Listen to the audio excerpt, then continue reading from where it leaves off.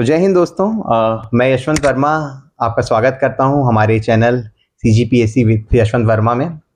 और आज के जो शो है उसका मैं शुरुआत करूंगा, ये दिनकर जी की कुछ लाइनें थी उनसे कि सच है विपत्ति जब आती है, कायर को ही दहलाती है, सूरमा नहीं विचलित होते, क्षण एक नहीं धीरज खोते, विघ्नों को गले लगाते हैं और कांटों में राह बनाते हैं। तो ये लाइनें मैंने इसलिए बोली क्योंकि आज जो हमारे साथ गेस्ट हैं उन्होंने इस लाइनों को चरितार्थ किया है ना। उनके जीवन से हमें कहीं ना कहीं ये दिखता है कि इन्होंने विघ्नों को हटाते हुए अपने जीवन में सक्सेस पाया है। तो आज हमारे बीच हैं प्रशांत वर्मा, जिन्होंने इस साल CGPSC 2023 में 42वां रैंक प्राप्त किया है और उसके बदौलत इनको नायब तहसीलदार का पोस्ट प्राप्त हुआ है। तो सबसे पहले तो मैं इनको बधाई दूंगा। और शो शुरू करने से पहले मैं ब्रीफ परिचय कैसे मैं इनको जानता हूँ वही बताना चाहूँगा कि हमारी मुलाकात एक टेस्ट सीरीज में जब हम लोग थे, मतलब मेंस टेस्ट सीरीज लिख रहे थे, वहाँ पे मेरी उनसे मुलाकात हुई और एक दूसरे से काफ़ी कम्पीट किया करते थे, जिसको बोलते हैं हेल्दी कंपटीशन। तो वहाँ पे हमारी मुलाकात हुई थी और आज इनको अपने मंच पे मतलब पाके मैं काफ़ी प्राउड फील कर रहा हूँ कि जो जर्नी हम साथ में चल रहे थे आज वो एक मुकाम हासिल कर पाई है। तो प्रशांत जी, बहुत बहुत स्वागत है आपका। और सबसे पहले ऑफिशियली आपको बहुत बहुत बधाई, आपने 42वां रैंक प्राप्त किया। तो आपसे स्टार्ट करते हैं, आप कुछ बताइए अपने बारे में। सबसे पहले बहुत बहुत धन्यवाद, इस मंच में आपने मुझे बुलाया और लोगों से जुड़ने का, एस्पायरेंट से बेसिकली एस्पायरेंट से जुड़ने का मौका दिया। सबसे पहले ये बात सर कि थोड़ा सा आज मेरे गले में खराश है, तो एस्पायरेंट से और आपसे थोड़ी सी मैं क्षमा प्रार्थी हूँ। कोई इशू नहीं, विंटर सीजन है तो तबीयत थोड़ी खराब चली रही है। ठीक है सर। तो अब संघर्ष का जो एक दिनकर जी की पंक्ति आपने बोली, उस पर इसके जवाब में मैंने हरिवंश राय जी की एक पंक्ति बोलता हूँ कि जीवन में संघर्ष नहीं तो वो जीवन नहीं। बहुत अच्छी बात, ठीक है। तो संघर्ष मैंने 2018 से स्टार्ट किया जी। लगातार मैं पढ़ाई में रहा, थोड़ी मस्ती मैंने की, रीजन ये था कि थोड़ा सा जरूरी भी है।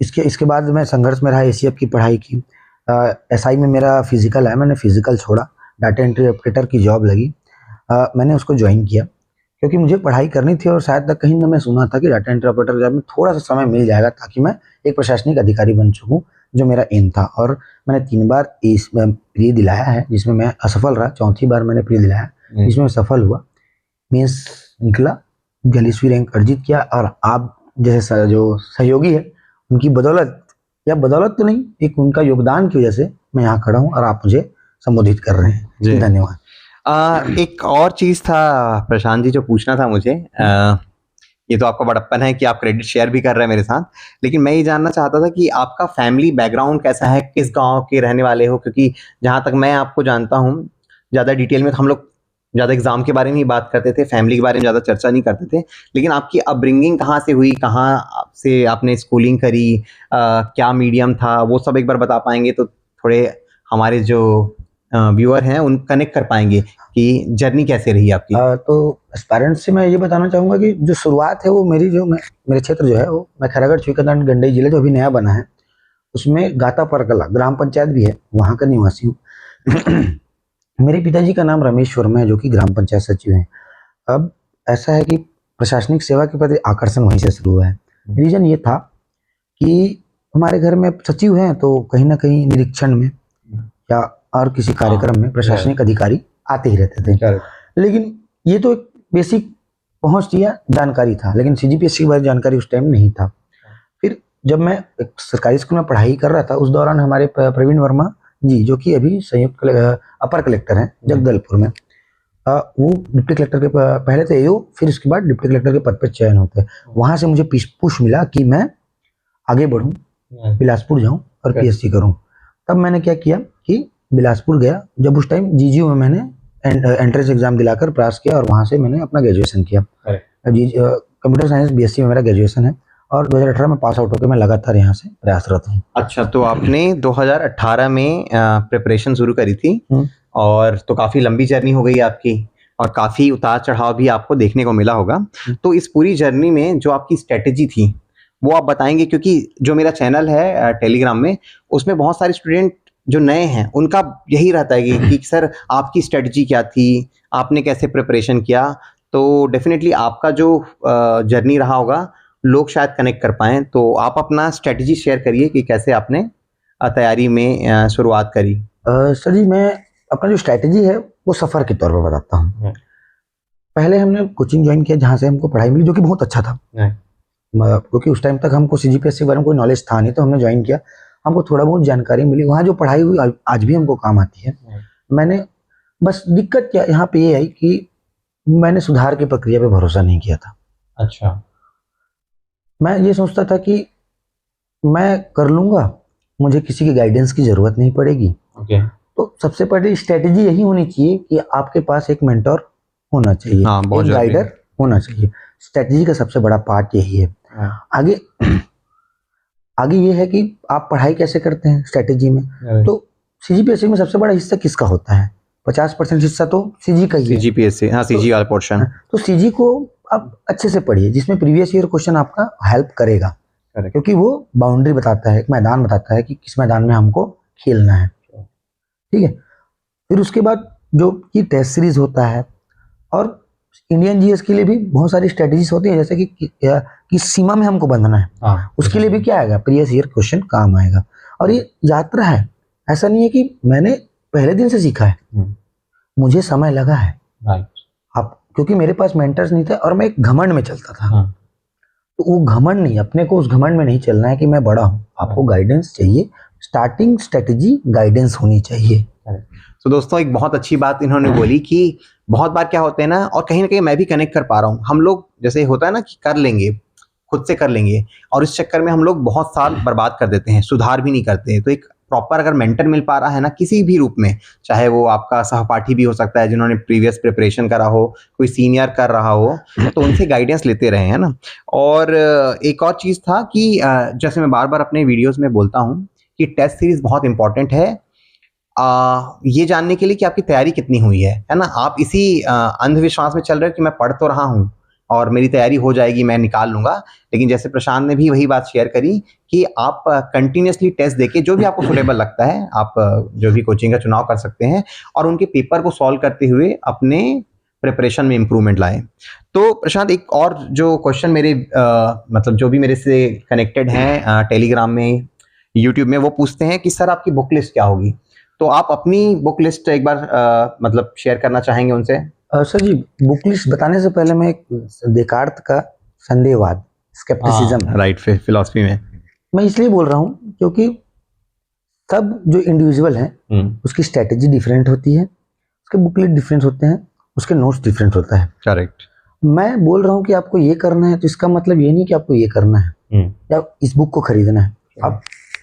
आप उस बुक को देखिए, संदेह कीजिए मेरी बातों पे, और वो संदेह इस आधार पर कीजिए और समीक्षा कीजिए कि संदेह इस पर कि ये सही है कि नहीं। समीक्षा करिए और अंत में वो चीज एक्सट्रैक्ट कीजिए जो आपके लिए जरूरी हो। अब आपने जो बुक लिस्ट की बात की, तो संदेह करना है, ये पहली बात है, संदेह जरूरी है। किसी की बातों पे संदेह करें, ये मेरा हिदायत है, बहुत बड़ा हिदायत है, बहुत जरूरी है। दूसरी, बुक लिस्ट। तो सर बुक लिस्ट मैंने बहुत फॉलो की है, बट अभी जो मैं फॉलो कर रहा हूँ, जो कि बहुत मेरे लिए कारगर रही, वो तो इंडिया छत्तीसगढ़ GS के लिए मैंने गीतेश कुमार अमरोहित की बुक, जो कंप्लीट बुक ना, तो उसका पर्टिकुलर बुक नहीं, कंप्लीट बुक। ओके। सेकंड था इकोनॉमिक सर्वे, जो कि मैं वो बुक लेता था जो कंप्लीट वाला है, और उसी से मैं थोड़ा बहुत। अच्छा, तो आप वो जो शॉर्ट नोट्स आता है इकोनॉमिक सर्वे, वो नहीं लेते थे? पूरी बुक लेता था, प्रिंट आउट करवाते थे? प्रिंट आउट करवा के मैं पूरी बुक रखता था। रीजन ये था कि आप उसको पढ़ लोगे ना एक बार, एक माइंड, जो कि पिछले बार PSC में क्वेश्चन आया था। आई एग्री, मुझे पता है। आप लोग को मैं शेयर भी किया हूँ कि और भी होगा शायद प्रशांत का क्वेश्चन, बट मेरे को एक क्वेश्चन याद आ रहा है कि उन्होंने क्रेडा वाला जो क्वेश्चन था, वो डायरेक्टली वहीं से उठाया गया था। आपका वो तो एनर्जी वाले से मेंस में। बट सर मैं ये बोल रहा था कि प्रीलिम्स में भी जो चावल वाला क्वेश्चन आया था, वो और एक और क्वेश्चन आया था, 2 क्वेश्चन आए थे डायरेक्ट, ऐसे डाटा से नहीं पूछे गए, कॉन्सेप्ट से पूछे गए थे। करेक्ट, मैं समझ गया। इसलिए मैं उसको रखता था ताकि मुझे पढ़ने में आसानी हो।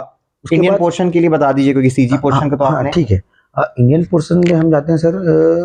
इंडियन पोर्शन में इसलिए जाना है कि उसमें ऐसा कर सकते हैं कि मैं हिस्ट्री था वो दृष्टि IAS से पढ़ता था। करेक्ट। पॉलिटी था वो संविधान से, तो अपना लक्ष्मीकांत जो कि सब पढ़ते हैं। करेक्ट। उसके बाद करेंट जो दोनों के लिए राइट। सीजी और उसके लिए अर्जुना पढ़ता था लास्ट टाइम में। अच्छा। बाकी जो करंट था मैं वो जनरली वो तो मैं अब आगे जब क्वेश्चन आएगा तो मैं पूछूंगा, बता दूंगा। करेक्ट। और उसके बाद जो इकोनॉमिक्स था उसके लिए मेरे पास 40 पेज का खुद का नोट्स है। जो कॉन्सेप्ट मैंने सीखा था, जो मेन कॉन्सेप्ट था, राइट, मेंस के जो मेन कॉन्सेप्ट थे उसको मैंने 40 पेज की कॉपी में उतार दिया था। करेक्ट। और दर्शन में सिर्फ सिलेबस पढ़ लेता था। और जियोग्राफी मेरे पास पेरियार की बुक है जिसका मैं फिजिकल जियोग्राफी ठीक ठाक मात्रा में पढ़ लेता था। राइट। और जो भी क्वेश्चन और एक सब्जेक्ट पर ईवीएस घटना चक्र लगा लेता था। राइट। हाँ, इतना मेरा था। तो जैसा आप लोगों ने देखा कि प्रशांत का मानना है कि बुक लिस्ट आपको खुद अपने हिसाब से डिसाइड करनी है। कोई भी टॉपर बोलता है तो टॉपर नॉर्मली अपनी बुक बताता है, लेकिन आपको वो देखना है कि आपके लिए कौन सा सुटेबल है, क्योंकि हर आदमी का पढ़ने का तरीका, हर आदमी का पर्सपेक्टिव अलग होता है। तो ब्लाइंडली फॉलो नहीं करना है। जैसे इन्होंने डेकार्ट का एग्जांपल लिया कि आपको डाउट करना है कि क्या ये बुक मेरे लिए सुटेबल है कि नहीं, उसके हिसाब से डिसाइड करना है। तो प्रशांत, नेक्स्ट पे जाते हैं। एक और क्वेरी आती थी सारे एस्पिरेंट का कि सर नोट्स मेकिंग पे आप बताइए। तो क्या आप नोट्स मेकिंग मतलब करते थे? और दूसरा इसी पे ही क्वेश्चन, क्या प्रीलिम्स और मेंस के लिए अलग अलग नोट्स बनाना चाहिए? आपका क्या ओपिनियन है उस पर? फर्स्ट ऑफ ऑल सर, जो नोट्स मेकिंग है प्री के लिए मैंने कभी नहीं किया। जो करते हैं उसको मना नहीं कर रहा हूँ, वही संदेहवाद, जो करते हैं उसको मना नहीं कर रहा हूँ, बट मैंने नहीं किया। रीजन ये था कि मैंने जो बुक फॉलो किया, जो बुक पढ़ा, वो मैंने इतनी बार पढ़ चुका था कि मुझे रिवीजन करने में टाइम नहीं लगता था। समझ गया। तो हाँ, लेकिन अगर आप बनाते हैं नोट्स तो क्या है ना, जो मेंस है उसमें बहुत सारे सब्जेक्ट का वेटेज, जैसे हिस्ट्री का वेटेज, और उसमें प्री की मतलब इतना डीप में इतना ज्यादा नहीं बनाना रहता है। तो आप एक साथ नहीं कर सकते। आप पॉलिटी को अगर बनाने बैठेंगे नोट्स, तो मेंस का पॉलिटी 50 नंबर का है, उसमें 25 नंबर का पूछा जा रहा है। लेकिन जो है इसमें है, जो प्री में है, उसमें उसका वेटेज बहुत ज्यादा है। करेक्ट। तो ऐसे एक साथ नहीं किया जा सकता। कई मामलों में दोनों को एक साथ नहीं किया जा सकता। और मतलब कि दोनों को एक साथ, ये जो ओपिनियन पूछे थे कि कई मामलों में दोनों को एक साथ नहीं किया जा सकता है। ओके। तो आप बोल रहे हैं कि आप नोट्स मेकिंग कुछ सब्जेक्ट का किए हैं, बट मोस्टली आपने बुक से ही प्रीलिम्स की तैयारी करी है। प्रीलिम्स तैयारी, क्योंकि मुझे जहां तक आपसे चर्चा करता था, आपके कुछ सब्जेक्ट के ना नोट्स अच्छे बने हुए हैं जो शायद मेंस के ओरिएंटेड हैं। तो इस इंटरव्यू में हम लोग मेंस को नहीं खींच रहे हैं, क्योंकि प्रीलिम्स आने वाला है 60 दिन में, तो ज़्यादा फोकस्ड है कि प्रीलिम्स में क्या स्ट्रेटजी होनी चाहिए। बाद में हम लोग मेंस का भी जब समय मिलेगा तो इनसे मैं डिटेल में मेंस रिलेटेड जो आपके क्वेरीज हैं, जैसे स्पेशली पेपर 7 वाला, वो सब मैं पूछूंगा।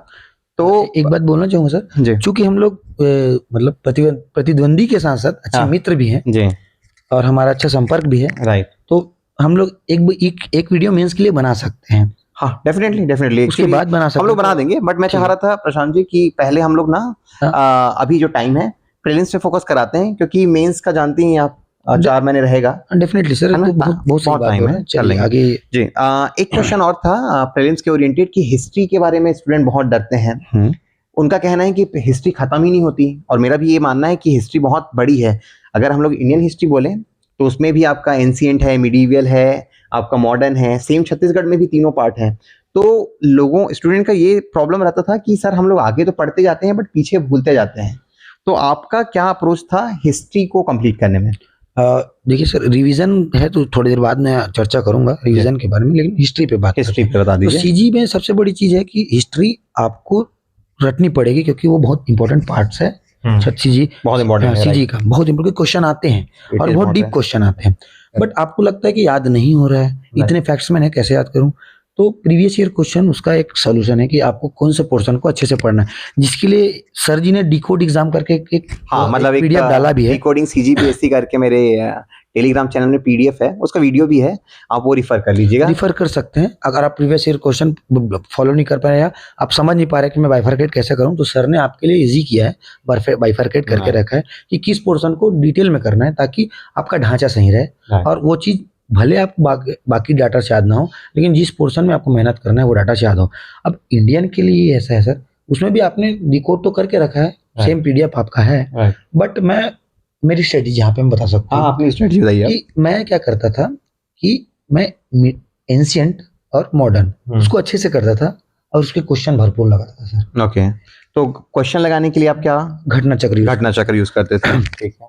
और जो मिडिवल है सर, वो थोड़ा सा मेरा कमजोर था। ओके। और आज भी कमजोर है, लेकिन मैं क्या कर रहा था, क्योंकि उसका वेटेज उतना नहीं था, इंपॉर्टेंस दिया नहीं जाता है, कभी कभी दिया जाता है। इस बार पूछा भी गया था, बट मैं घटना चक्र में जितना मेडिवल का क्वेश्चन पूछा है उसको मैं ब्लाइंडली ग्लो थ्रू कर लेता था, उसका नोट्स बना लेता था। 7-8-10 पेज का नोट्स बनता है, उसको पढ़ लो पेपर से पहले, वो हो जाता था। Correct correct. तो जैसा दोस्तों आप समझ पाए कि हिस्ट्री में क्या है, आपको पढ़ना तो बार बार रहेगा, साथ में अगर आप घटना चक्र क्वेश्चन कर लेते हैं ना, तो आपका एक कंप्लीशन टाइप की फीलिंग आएगी कि मैं लगभग तैयारी पूरी हो गई है। तो एक स्ट्रेटजी हो गई। तो प्रशांत जी, एक नया नेक्स्ट क्वेश्चन यही था कि करंट अफेयर के लिए आप क्या स्ट्रेटजी अपनाते हैं? क्योंकि बहुत सारे स्टूडेंट थोड़े सोचते हैं कि सर क्या आखिरी में मैगजीन कर लेना चाहिए, मैगजीन करें तो आपने कौन सा करा था, साथ में क्या डेली जो न्यूज़पेपर पढ़ रहे हैं तो क्या उसका आप अलग से नोट्स बनाते थे कि सिर्फ पढ़ लेते थे? तो करंट अफेयर के बारे में आपकी क्या स्ट्रेटजी रही थी? करंट अफेयर अगर मैं प्री के लिए बोलूं तो मैं क्या करता था कि एक सीजीपीएससी हैक्स करके चैनल, जो चंद्रशेखर बंजारेश्वर, हाँ जी, हाँ जी, जो इनके बहुत अच्छे मित्र भी हैं। हाँ, 2022 में वो असिस्टेंट डायरेक्टर बने थे। हाँ। उनका एक चैनल है।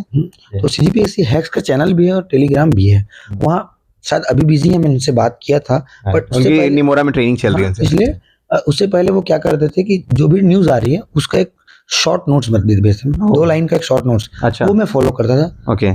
मैं ब्लाइंडली फॉलो करता था क्योंकि वो जो बहुत काम आता था। हाँ, बहुत लोग का। दूसरा एक मनोज सर हैं, मनोज सिंह करके, वो मंथली करंट डालते हैं। ओके। तो कौन से चैनल में स्टूडेंट अगर उनका सीजीपीएससी में मनोज सिंह करके सीजीपीएससी लिखेंगे तो आ जाता है। ठीक है। और जो पेपर है वो मैंने पहले फॉलो करता था जुलाई से, लेकिन 26 जून के बाद मैं नॉर्मली पढ़ लेता था, जो कि पढ़ना मेरे को अच्छा लगता था पेपर, तो मैं पढ़ लेता था हेडिंग वगैरह, बट एकदम डिटेल में नहीं जाता था क्योंकि उसमें टाइम थोड़ा सा, मेरे पास टाइम कम था तो वेस्ट होता था, तो इतना मैं कर लेता था। और मैगजीन के बारे में? ऐसा, सॉरी सर, भूल गया था। तो मैगजीन आता था कि जो मंथ, जब वैसे ही 1 महीना बचा रहता था, 15 दिन बचा रहता था, तो अर्जुना का जो है वो मैगजीन में फॉलो कर। अर्जुना आपका सोर्स था। करेक्ट। लेकिन मैं बाइंडली उसमें नहीं जाता था। मैं कुछ डाटा फैक्ट जो मुझे पहले पढ़ा हुआ है और लग रहा है कि इंपॉर्टेंट है, तो उसमें मैं ऐड ऑन कर देता था। समझ गया। ओके, बहुत बढ़िया। तो अब नेक्स्ट था क्वेश्चन मेरा प्रशांत जी, रिवीजन के रिगार्डिंग। बहुत सारे स्टूडेंट क्या बोलते हैं कि सर हम लोग टेस्ट देने जाते हैं, स्पेशली वो स्टूडेंट जिनका एक या शायद 7-8 महीने या 1 साल हुआ है प्रिपरेशन करते, तो उनका कहना है कि सर हम लोग टेस्ट देने जाते हैं और रिवीजन नहीं हुआ रहता तो बनता नहीं पेपर, गलतियां बहुत होती हैं, नेगेटिव मार्किंग बहुत है। तो आपको क्या लगता है रिवीजन का इंपॉर्टेंस कितना है इस पूरी सीजीपीएससी तैयारी की जर्नी में?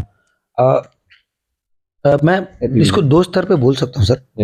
पहले मेरे साथ भी ऐसा होता था। मेरा अनुभव ये है कि पहले मेरे साथ भी ऐसा होता था कि मैं रिवीजन नहीं कर पाता था। बट मेरी स्ट्रेटेजी पहले क्या थी और अभी क्या थी, उसमें डिफरेंस बताता हूँ मैं, जो कि बहुत जरूरी बताना। पहला ये था सर, पहले मैं क्या करता था, मैं एक दिन पढ़ता था, उसको जब दूसरे दिन मैं स्टार्ट करता था पढ़ाई, तो पिछले दिन का जितना पढ़ा था उसको एक बार रिवाइज कर लेते थे। ओके।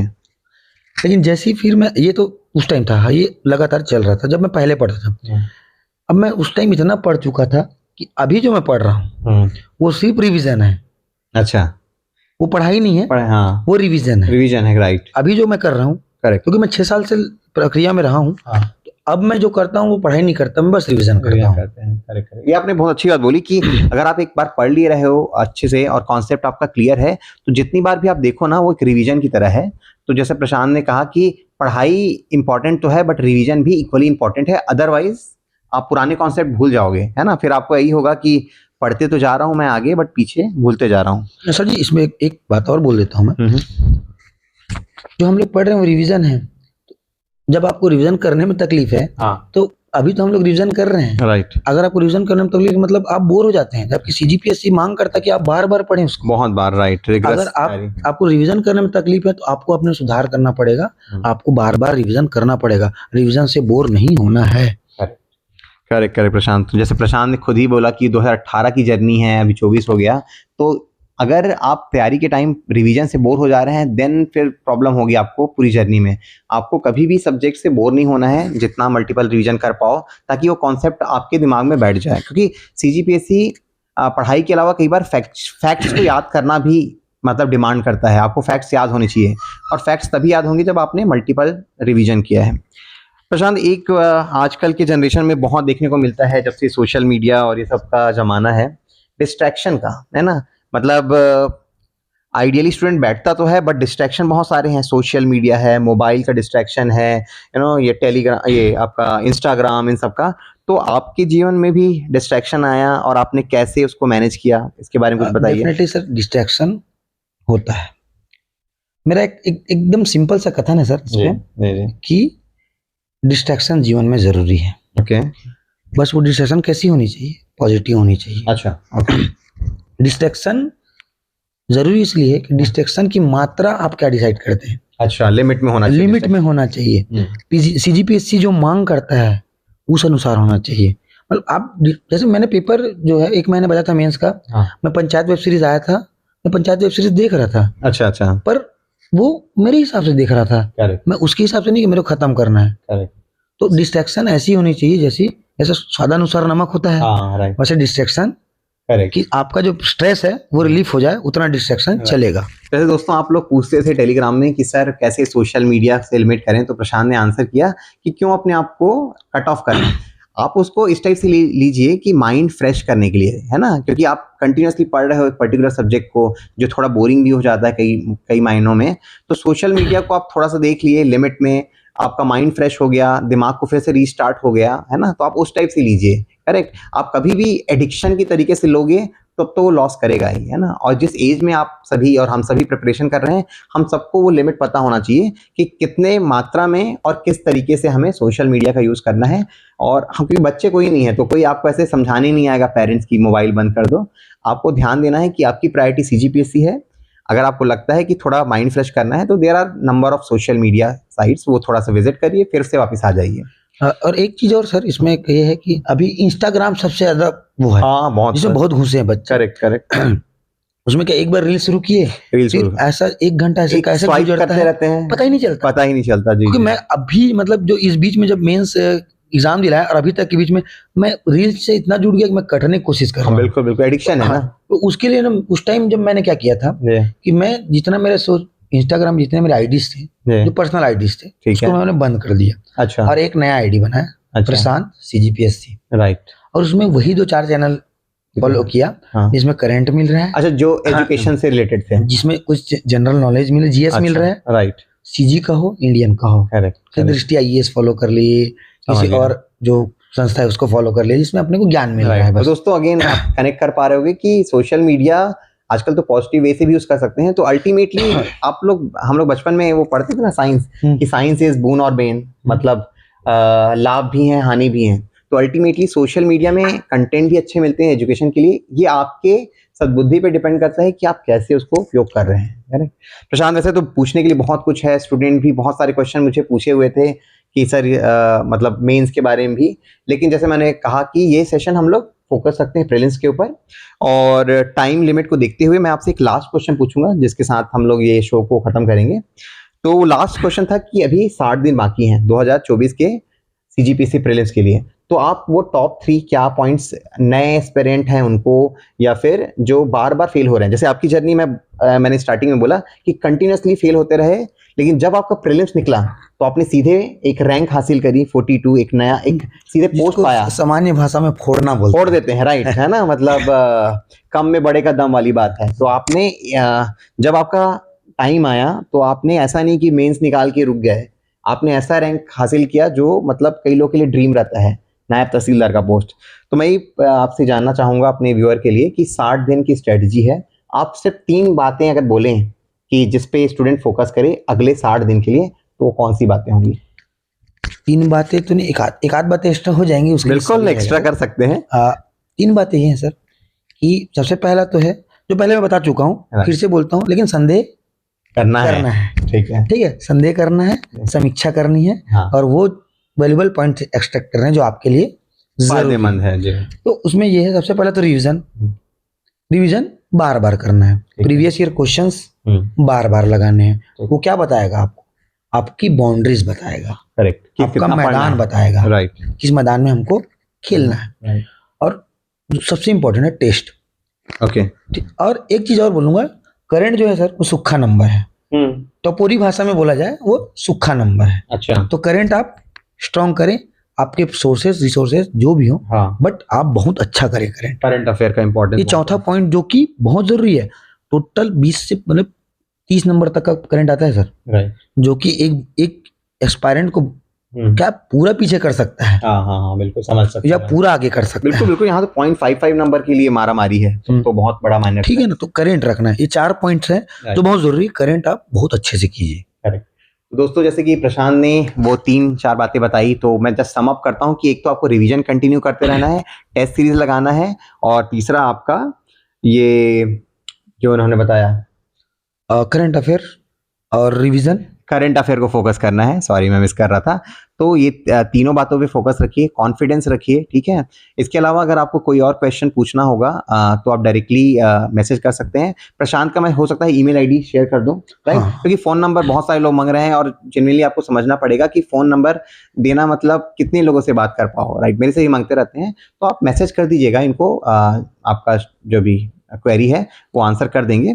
और उसके अलावा मैं बोल रहा था कि एक लास्ट मैसेज देना था कि जिनका कंटिन्यूसली फेल हो रहे हैं कि सर हमारा तो प्री ही नहीं निकल रहा है, आगे ही नहीं बढ़ रहा करके, तो उनके लिए प्रशांत एक बहुत बड़ा एग्जांपल है कि भाई प्री नहीं निकल रहा है, ठीक है, लेकिन आप अपने मेंस की तैयारी जारी रखें। जैसे मैंने इनको देखा लास्ट ईयर 2022 में ये कंटिन्यूसली इन्होंने A to Z शायद 26 टेस्ट रहे होंगे कोको का टोटल मैंने सर लगभग 50 से 55 टेस्ट दिए ओवरऑल, राइट। लेकिन 2022 में जब इनका प्री भी नहीं निकला था, तब भी इन्होंने एंड टू एंड वो मेंस लिखा, और ये टॉप करते थे, क्योंकि मैं लिस्ट देख रहा था, आपकी रैंकिंग देखता था मेंस में, तो ये उन्होंने जारी रखी। तो ये मोटिवेशन अपने आप में होना जरूरी है कि प्री भले नहीं निकला है, बट मैं अपनी तैयारी जारी रखूंगा मेंस के लिए। सर इसमें एक बात बोलूंगा, इस बीच में जॉब में भी था। हाँ, ये वाला पॉइंट मैं मिस कर गया है, लेकिन मैं बता देता हूँ, इस बीच में जॉब में था।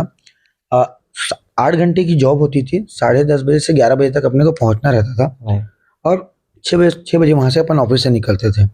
शाम को आके मैं टाइम फ्रेम के लिए बता देता हूँ, टाइम फ्रेम बता दीजिए, क्योंकि जो वर्किंग है ना, वो लोग आपसे थोड़ा सीख पाएंगे कि कैसे टाइम को मैनेज करें। शाम को मैं आता था 7:30 7:30, आया, खाना ना खाया, तो टाइमिंग आधा घंटा से 45 मिनट मैं रोज क्वेश्चन, प्रीवियस ईयर क्वेश्चन लगाता था। सुबह में 8:30 पौने 9 बजे तक सो जाता था। सुबह में 3 बजे उठता था, 3 से 9 में लगातार पढ़ाई करता था। उस बीच में थोड़े नित्य कर्म जो कि हम दर्शन में पढ़ते हैं, राइट, वो मैं कर दिया करता था। और फिर 9 से 9:30 तक मैं रेडी होके ऑफिस के लिए निकलता था, जो कि 50 किलोमीटर दूर है मेरे घर से। अच्छा, ओके, ट्रैवलिंग करना है 50-55 किलोमीटर, तो वो लगभग 1 घंटा 20 मिनट लगता था। अच्छा, तो वो मैं वहाँ 10:30 11 बजे तक पहुंच जाता था। ठीक है, थोड़ा रिलैक्सेशन ऑफिस से मिला हुआ था। अच्छा, ऐसा है। और एक चीज मैं ये बोल रहा हूँ कि आप कितना भी पोथी पुराण पढ़ ले, कितना भी कुछ पढ़ ले, आप हमारे कितने भी स्ट्रेटेजी सुन ले, आप उस 2 घंटे में कुछ नहीं कर पाए, तो वो सारा मेहनत धरा का धरा रह जाएगा। और एक लास्ट एक पंक्ति है सर, अटल बिहारी वाजपेयी की, अच्छा, जो कि इस पूरे तैयारी के दौरान मुझे मोटिवेटेड रखी है। अच्छा, बताइए ना। टूटे हुए सपनों की सुने कौन सिसकी, राइट, अंतर को चीर व्यथा पलकों पर ठिठकी, हार नहीं मानूंगा, रार नहीं टालूंगा, काल के कपाल पर लिखता मिटाता हूँ, गीत नया गाता हूँ, गीत नया गाता हूँ। ग्रेट ग्रेट प्रशांत, तो एक काफी हाई पॉइंट पे हम आपने पहुंचा दिया पूरे डिस्कशन को। तो इसी के साथ दोस्तों इस इंटरव्यू को खत्म करने का टाइम आ गया है। आपको जो भी क्वेरी रहेगी आप क्वेश्चन कर सकते हैं। प्रशांत का जो ईमेल आईडी है मैं शेयर कर दूंगा, और आप ऐसी पढ़ाई जारी रखिए। प्रशांत के लिए मैं यही बोलूँगा कि बहुत खुशी हुई आपका सक्सेस देखे, क्योंकि आपकी जर्नी मैंने देखी है स्पेशली मेंस के टाइम से, और मुझे यही पता है कि ये अंत नहीं है, अभी भी आपकी तैयारी जारी है।